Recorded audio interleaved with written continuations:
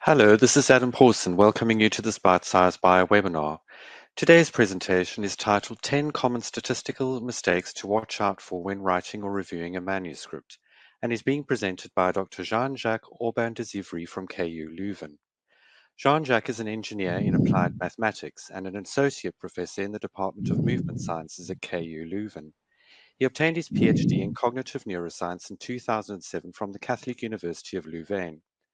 His postdoctoral research at Johns Hopkins University focused on transcranial magnetic and direct stimulation to investigate the role of the motor cortex in motor adaptation, after which he secured funding to become an independent researcher. His current project focuses on the effect of aging and neurological disease on motor control and learning using a multimodal approach. As always, we'll have a question and answer session after the presentation.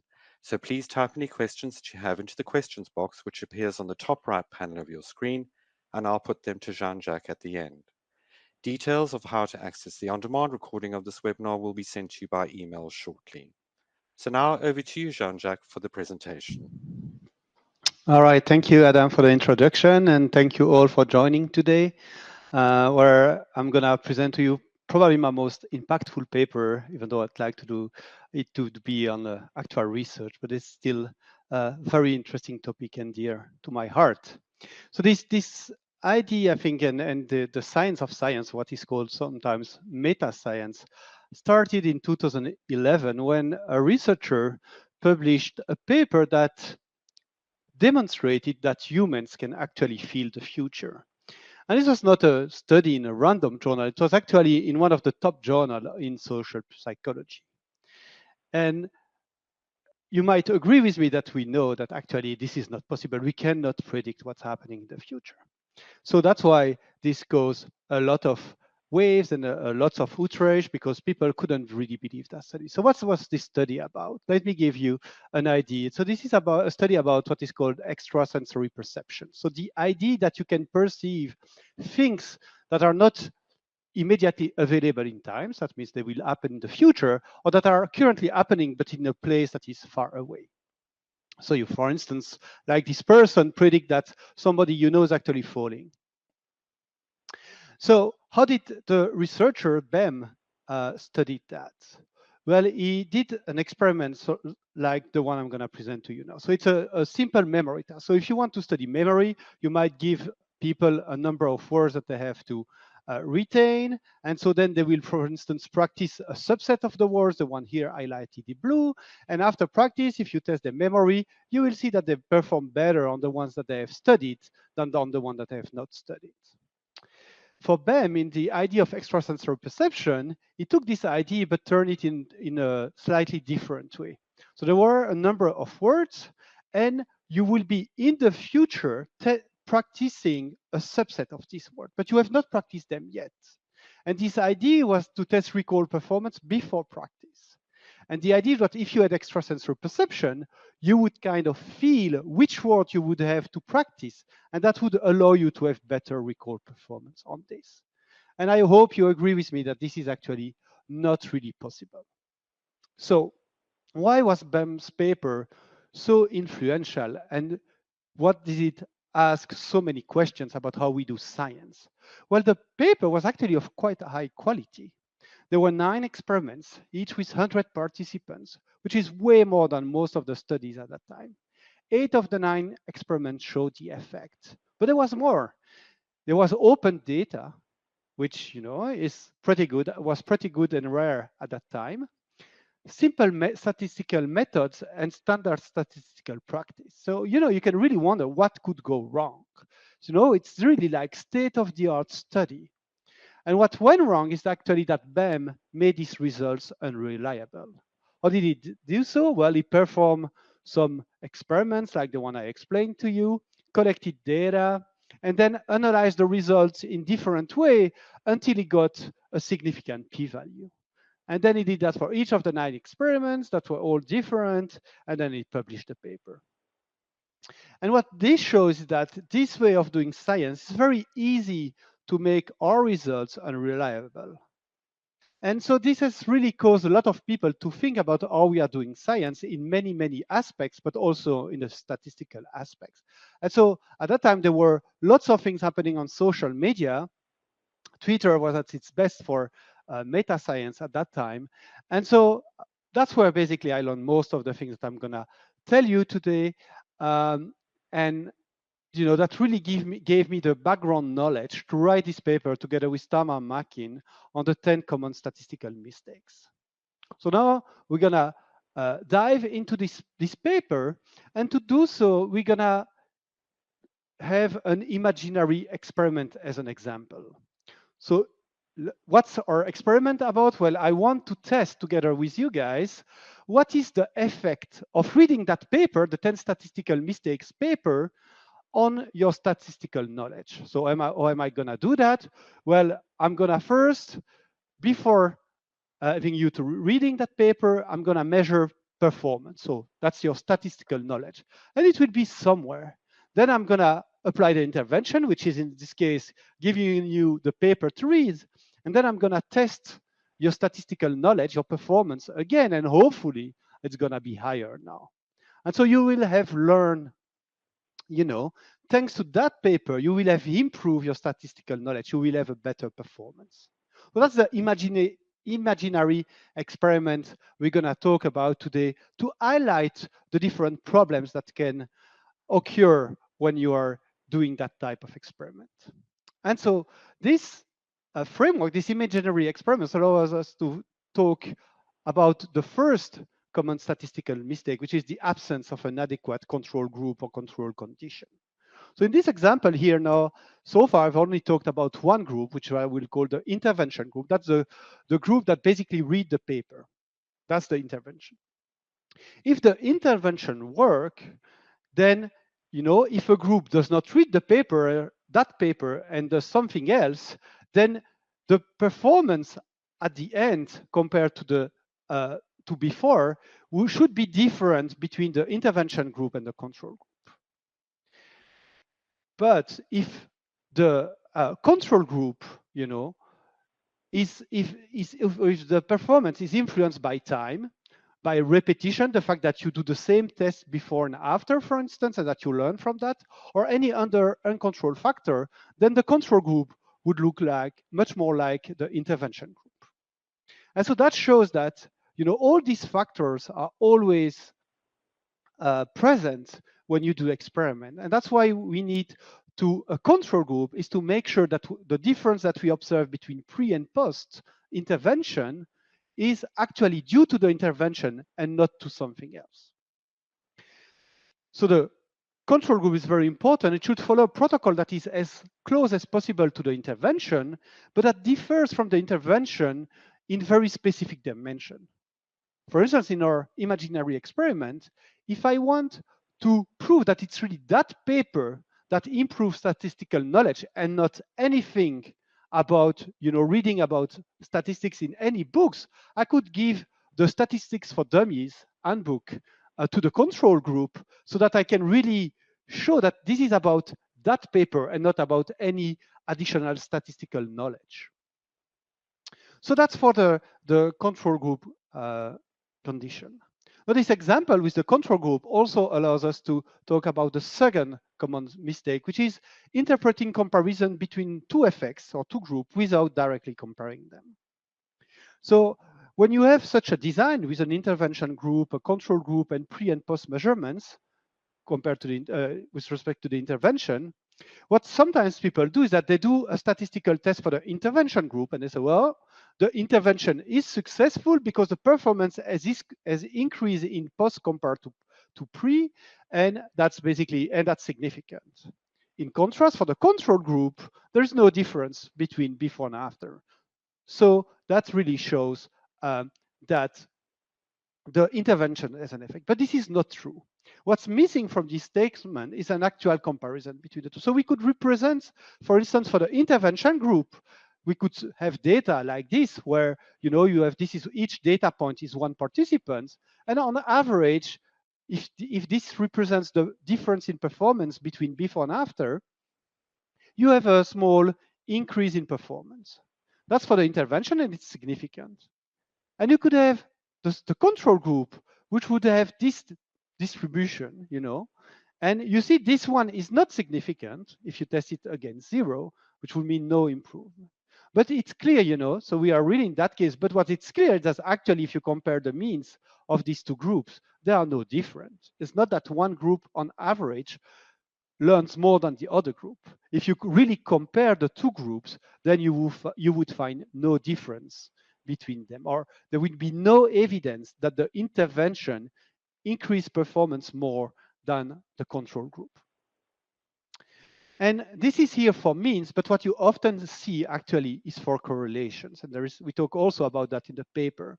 So here you have two groups of participants that are represented by different colors, and we correlate from these for each of these two groups. Those are simulations from data, so artificial data, and we have two variables x and y, and we correlate them. And in group A, the black data points, there is a significant correlation of 0.47 with a p-value under the significance threshold of 0.05. And for the red group, the correlation is not significant. And basically what people would write is, well, we have a correlation in one group and not in the other. But they would never compare the two. And that's even what I found recently in one of the papers that I was working on with one of our students. The students was writing, well, X was moderately correlated with Y in condition 1. Interestingly, during condition 2, this trend was no longer present. But this is exactly this. It doesn't mean, it's not because it's not significant anymore that is actually that the correlation is actually different between the two groups. This is an illustration of that. So we need to be very careful about the fact that we need to compare things directly. So for instance, comparing these two correlation coefficients and not comparing the significance level. We shouldn't say one is significant, the other is not significant, so those things are different. This is a clear example that this is not the case. Solutions for that is to use the right statistical model to do that, either an ANOVA if you compare means, ANCOVA if you have the continuous variables or linear mixed models and so on. So now let's go back to our imaginary experiment to talk about the third common mistake, which is about inflating the units of analysis. I'm going to explain to you what that is. So imagine that we are in this scenario, we have two groups and we measure them before and after on statistical knowledge or performance. And we find that the time spent answering the questions that are used to evaluate performance is actually correlated with the performance. And we can represent this in this graph. So here you have the time on the x-axis, you have the time spent to answer the question, to do the test, and here you have the performance on the test.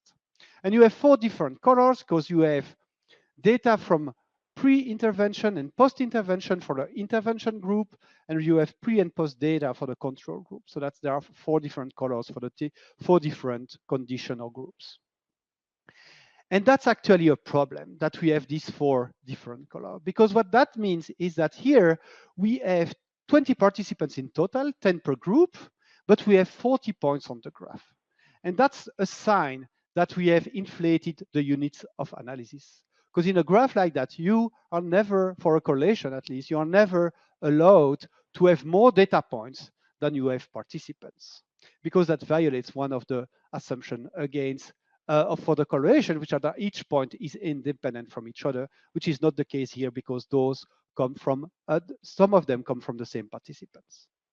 So what's the solution for that? Well, we should actually either use more advanced statistical technique to analyze the data and compute the correlation, or simply average each measure across pre and post for each participant. That means that for the intervention group, for each participant, we would take the mean between the blue point and the green point, and for the control between the gray and the black. And so we would end up with a graph like this, where now we have 20 data points and we have 20 participants. So that has solved it.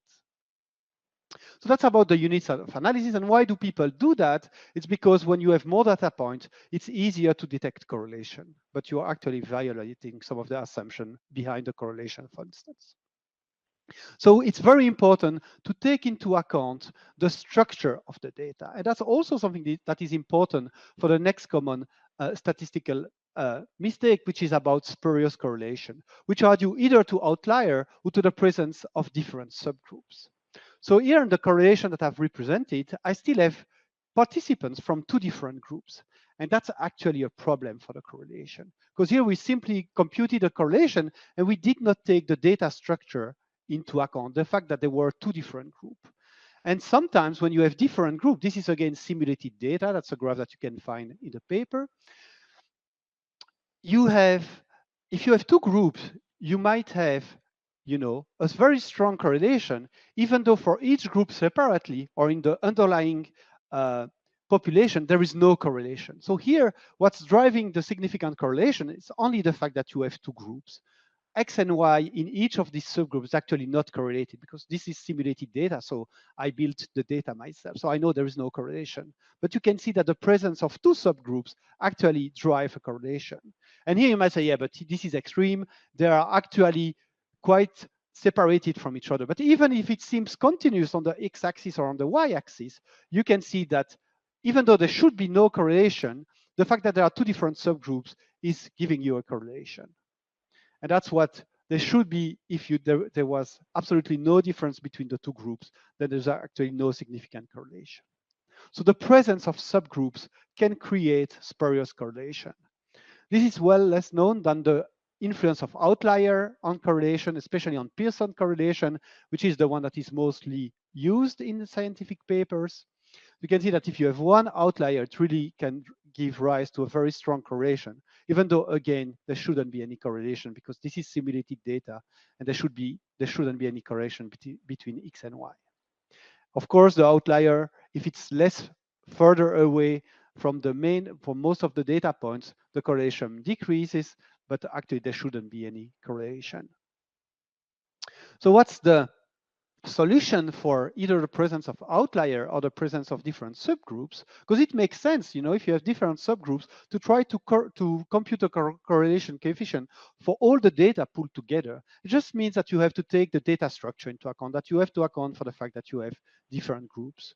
So robust statistical methods can be used to handle outliers, and things like multi-level correlations can be used to take into account the fact that there are different subgroups in the data set. You can also do that with linear mixed models and so on. That's more complicated.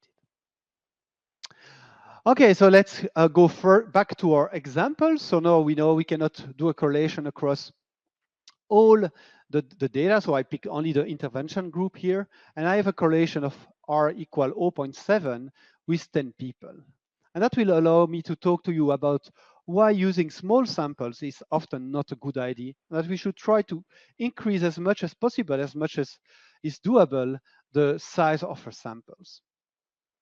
So, that happens to everybody. This is a correlation from one of my paper from 2009, where I computed a correlation on 6 participants, which I'm not very proud of, but that happens. What's important is to improve and to understand why this is a problem now.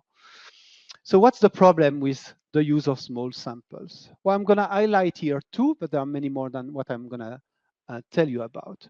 The first thing is that using small sample size reduces the chance of detecting an effect. That's linked to power. So I'm going to illustrate this based again on simulated data, artificial data. So imagine that we want to detect a correlation of R equal 0.5, which is quite a big and strong correlation. And you have two different group sizes, either n equal 15 or n equal 28. When you have only n equal 15 and you simulate the data with R equal 0.5, what you find is that basically you only detect a significant correlation, here represented by the orange bar, 50% of the time. So this is on the y-axis, the proportion of simulation that basically output a significant correlation in the sample of 15 points that you have randomly chosen from the population. And so there is a correlation in the underlying population. That's a correlation with R equal 0.5, but you only detect that there is a correlation 50% of the time. So your power is only 50%. While if you increase you almost doubled the sample size, now you get in 80% of the cases, a significant correlation, which is good because there was actually a correlation. So you should detect a correlation. The older one, the simulation represented in blue, are what is called false negative. It says that apparently there's no significant correlation, even though there is in the underlying population. And using artificial data allows us to precisely know whether there is a correlation or not. So that was the first thing. So it reduces the power, it reduces your chance of detecting an effect if there is an effect. But it also has another consequence, which is it inflates the size of the effect that you are detecting. So let's take the same IDs. We have an underlying population with a correlation of 0.5, and we either samples 15 people or 28 people. And this is the distribution of correlation coefficient on the x-axis that we obtain. And the one color in blue are non-significant. The one colored in orange are significant. This is the number of correlation that we have for each bin of 0.05. So what we see is that if we take all the correlation, the whole distribution here, and we compute what's the mean correlation that is obtained, it's actually very close to 0.5, which is the correlation of the underlying population. But if we only consider the ones that are significant, which are the ones that you will interpret if you're doing science and writing a paper, you will not really care about a non-significant correlation. You will only talk about the ones that are significant. Well, you can see that they are all larger than the 0.5. So there's really an inflation of the effect size. And on average, if you take the average of the significant correlation, which is represented by the dashed orange line here, well, it's 0.65, which is much larger than 0.5, right? And some of the correlation are as high as 0.9, 0.85, which are really large correlations. Now, if you increase the sample size and you do the same simulations, the histograms looks very different. First, you see that now the average of the significant correlation is much closer than the average that you should obtain of the value, so 0.5. So there is less inflation. Here, the sample size is still smaller, and equal 28 to compute a correlation. It's not great. That's why there's still some inflation. But the idea is really to show that, if you have a small sample size, you will overestimate the correlation or the difference between two groups. Here, I illustrate it with correlation because it's easier to understand, but it works for means as well. Because it can only be significant if it's big enough, and it might be an overestimation of what the actual effect size is. So what's the solution for small sample size? Well, there's one straightforward solution, is to increase your sample size. And I think over the last years, in many fields, the typical sample size has increased substantially. There's another thing that you can do to also solve some of these problems, is to improve the accuracy of the outcome. That will also increase the power of your experiment. It will have less of an effect of the inflation of the effect size, but it will still be a solution. So those two things should be done together, not one or the other. Okay, so we have talked now about the first 5 common statistical mistakes that we have.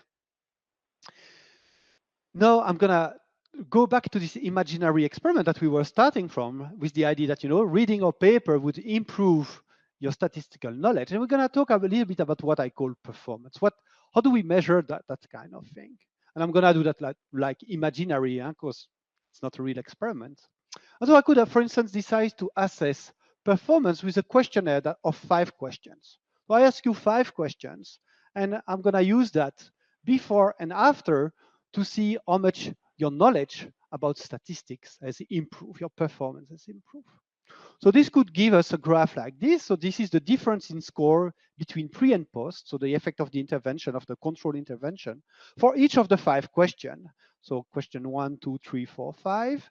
In blue, the intervention group, and in gray, the control group. And you might look at this and think, well, actually, question 1 and 5 are not really good at discriminating between the two. So I'm going to select question 2, 3, 4 to compute a score. And so that will give you a measure of performance. And then I'm going to do a statistical analysis on this new measure of performance that is based solely on question 2, 3, and 4. And this is something you should avoid. And why? Is that this is what is called a circular analysis, which means that you are actually defining your outcome of interest based on the data that you want to analyze statistically. And so that should be avoided. And it happens very often, that people look at the data to decide how they're going to analyze the data. And that's what is called a circular analysis. The idea, and this is done really often in machine learning, for instance, where people have a training data set for the model and a test data set, and those two are completely different. And here it's the same. You should define your outcome measure not on the data that you want to analyze, but on another set of data, maybe pilot data that you have acquired, and so on. That's critical because otherwise you are doing circular analysis.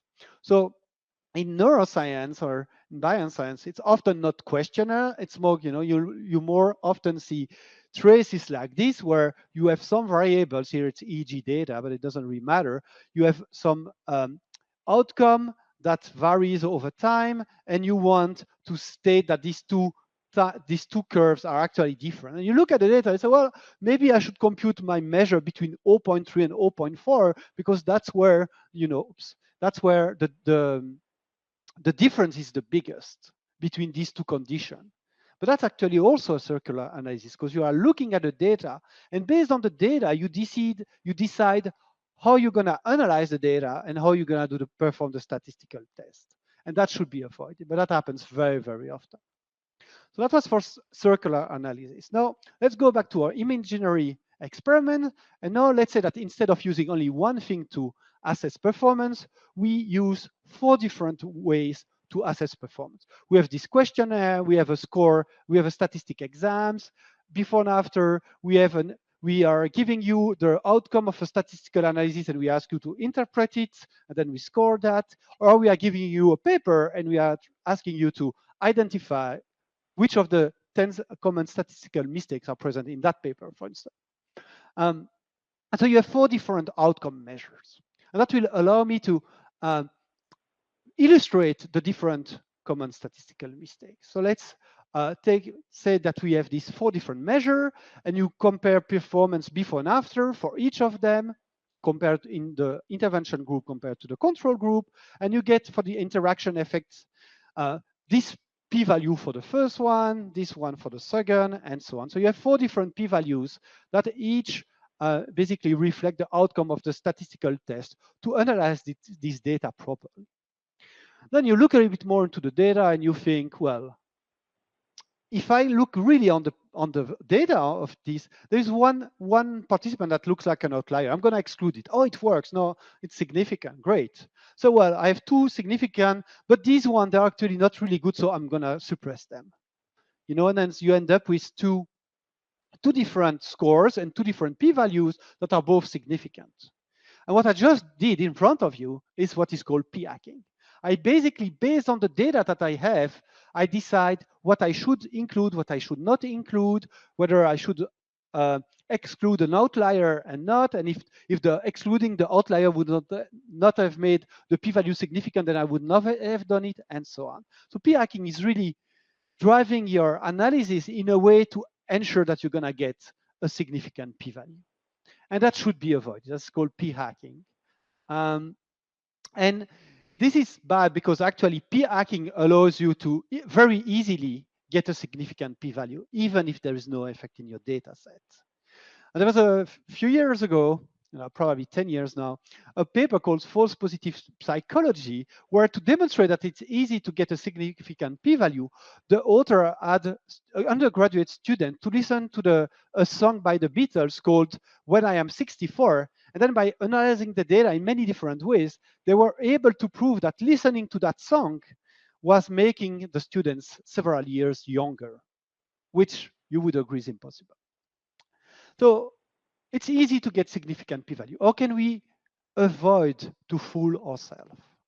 Well, I talked already about, defining, for the circular analysis, defining your outcome measure based on another data set than the one you want to analyze.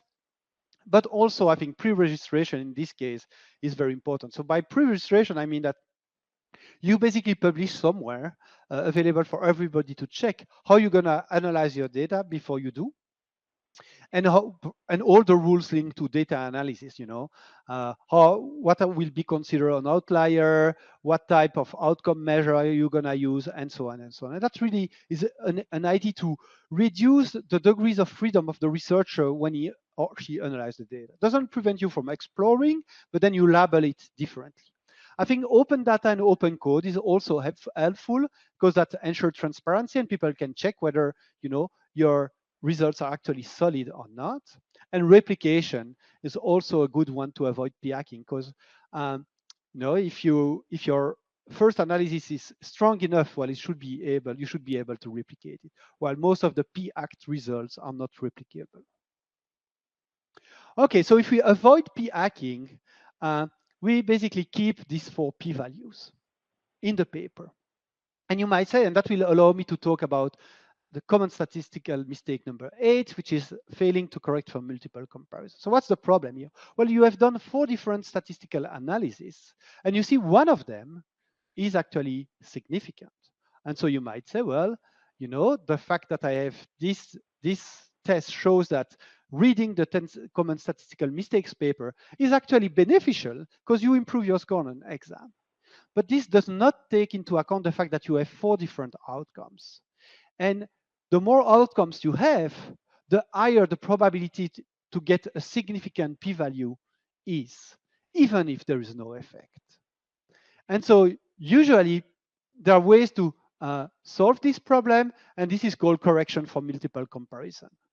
And so the well-known correction is the Bonferroni correction, where you basically divide the significance threshold, which is usually 0.05, by the number of tests that you have performed, which is here 4.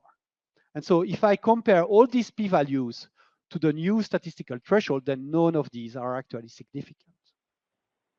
And so I cannot really, based on this data, claim that there is evidence that reading that paper makes you better. This is an imaginary experiment, so I don't think it's true. Okay, I can also, based on this, oh yeah, I forgot this one. Okay, why is failing to correct for multiple comparisons very important is because researchers have shown a few years ago that you can really come to absurd conclusion if you don't correct for multiple comparisons. For instance, this is a neuroimaging experiment where they put a dead salmon in an MRI scanner. And when they were not correcting for multiple comparison, they were able to prove that there was brain activity in the dead salmon, which again is impossible. So this really shows that it's very important to correct for multiple comparison in order to not fool yourself about what you are finding. Mistake number 9 is about non-significant results, and that's a tricky one. So here, I've just said there's no evidence that the intervention works, but can I really conclude that there is no effect, that the intervention doesn't work? And I might even go further, say, well, those ones, they are borderline, so I don't know, but this one is actually really, really far from the significance threshold. Does that mean that reading the 10 common statistical mistake paper does not improve your performance, your ability to interpret the result of a statistical analysis? And the answer is probably no. I certainly no, because you cannot interpret a non-significant p-value as the absence of an effect. But often this is done in a different way. So if we go back to our imaginary experiment, what people often do is that they do this. They have a baseline condition or some tests before the intervention, and they will say, well, I have this parameter, and it's not significant between the two groups, so I don't need to account for it. So they then focus only on what happened after the intervention, and they just do, like here, it would do a t-test to compare the two without comparing them. But that's basically, failing to acknowledge that being not significant does not mean that there's no effect. It means that you don't have enough power to detect an effect, that there is no evidence here that there is an effect. It doesn't mean that they are not different. The means between the two groups can still be different, and you need to account for that. So always be careful about saying, oh, there was no difference in baseline because the p-value was non-significant. This is not true. A non-significant p-value only means that there is no evidence for an effect in the data set that you have. It doesn't mean that there is no effect for the underlying population. How do we, what's the solution for avoiding overinterpreting non-significant results? That's a tricky one. I think the question to ask yourself when you see a non-significant result is, what if I had 1,000 data points in my data set? Would I still feel that there is no statistical difference? And often when I ask that to my students, say, well, no, you are right. Maybe there is a difference. So, okay, so we need to interpret that. There are ways also to tackle non-significant results. Some of them are called the equivalent test, which is related to minimum effect size of interest. And Daniel Lacken has written about those if you're interested in. Some people use bias factor, which I don't have the time to go into. But so there are ways to talk about that. But be careful. Do not interpret a non-significant p-value as a proof that there is no effect. You just don't have enough evidence that there is an effect. And we now go to the last statistical mistake, which is about correlation and causation. And so for that, I go back to the correlation that we had before. I remove one of the two groups, so we have only one group here. We have the time spent answering the statistical test performance and the performance measure here. And you might interpret this as the fact that spending more time answering the statistical questions will increase your performance. And might think, well, yes, of course, if I'm more conscientious, spend more time really trying to answer properly, that can only increase my performance. But this is actually a causal statement, and we can never infer causation from correlation. Why? For three different reasons, at least three different reasons, even more. First, maybe there is a variable that we have omitted. So imagine that actually prior statistical knowledge varies across your participant, and actually that influences both the performance, because of course, if you know more in advance, you will have better performance, and also the time spent, maybe because either you are going faster answering the question, or you will be able to give more detail and spend more time answering the question. So there's a third variable that could explain this relationship. And so that's one reason why we cannot infer causation. Another one is that maybe it's the opposite. Maybe if you know more about statistics, you will spend more time writing the answer because you can give more details for your answer. That's one possibility. Or there is a measurement error. So maybe students are actually afraid to leave the room quickly because they don't want to appear failing at the statistical test in front of other students. I mean, I often see that of the exam. The students who stay the 2 hours of the exam, actually, they haven't written anything on the exam because they don't know anything. And so in that case, again, there would be no link between time spent and performance.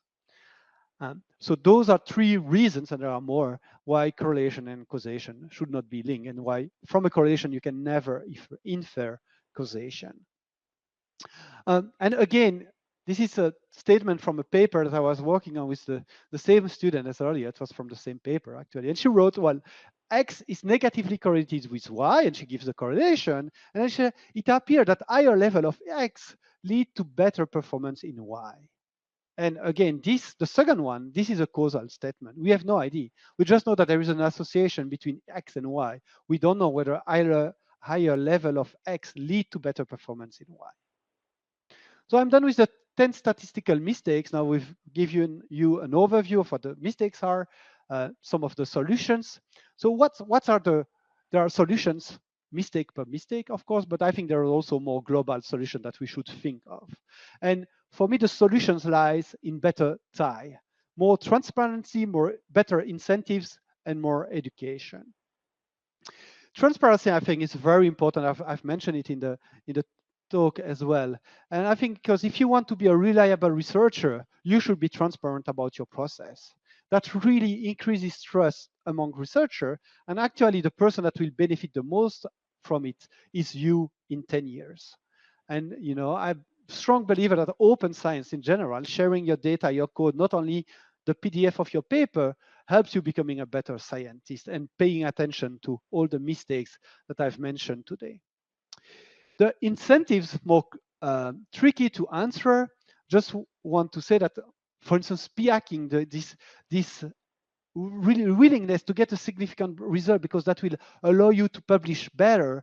This is really because the incentives of science, you need more paper, more citation, papers in higher journal, and so on. They are actually not aligned with good science. And so pay attention to, what is good science? What are you striving for?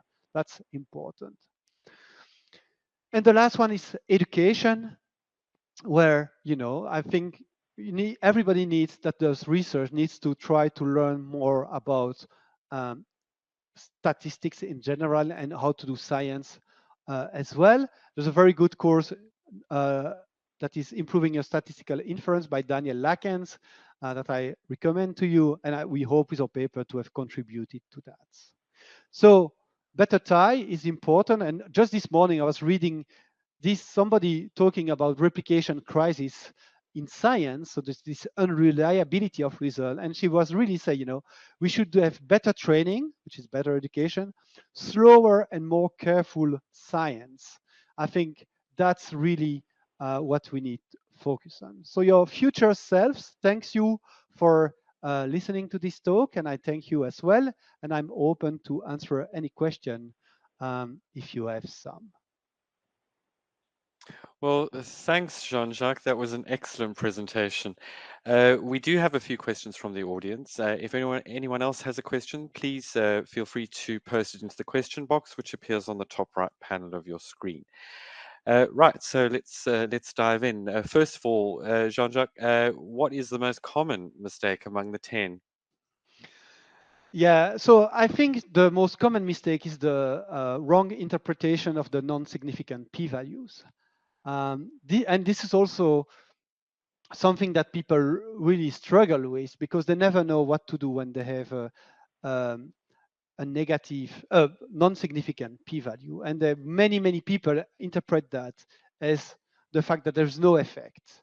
And that's something that is not true. There is simply no evidence in the data set that there is an effect. It doesn't mean that there is no effect. Mhm. Okay, so got a couple of questions from one of the audience members. So I'll just do them back to back if you don't mind. So the first was, what is the minimal sample size if you only compare one treatment and one control? Well, it's impossible to say like this. I think it's too general. It really Mm, depends on your experiments, on how accurate the outcomes are. So there's something about precision and the accuracy of the outcome. It really varies. I mean, sometimes if you have a very accurate measure that is really able to distinguish any progress made or any difference achieved by the treatment, then a sample size of 5 could be enough to really detect reliably a difference if the treatment works 100% of the time. Now it mm. depends on the sample size, on the effect size of the treatment, the variability of your measurement, and so on. So it's impossible to answer like that. Okay, thank you. So she does follow up to say we usually use the Federer formula to calculate sample size. Is it proper, or is there another formula that you could suggest or that you're aware of? Do you know this one? No, I don't know what the Federer formula is, so it's difficult to answer.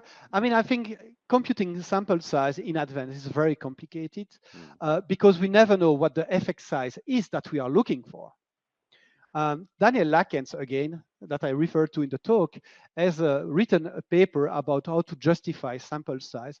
And there, I think what's interesting is not to think about what is the effect size that I'm expecting, is to think is what is the minimal effect size that I would like to detect. mm. And so it's shifting from, what do I expect to, well, what would I be interested in actually? If the effect size is very tiny, am I interested in that effect? Maybe not. Okay, thank you.